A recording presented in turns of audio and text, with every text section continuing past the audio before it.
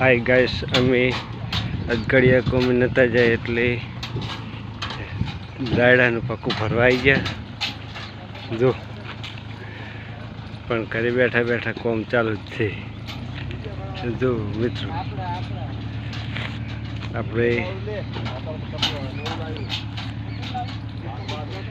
આપણે મજૂરી પડી જાય લગભગ $3 ભરી નાખ્યા છે। રાયડાનું ભર્યું છે, વેસવા જવાનું છે। એક ટોલે ₹2 કીધા છે, એમાં 100 જણા છો। એક જણા 2 કીધા છે।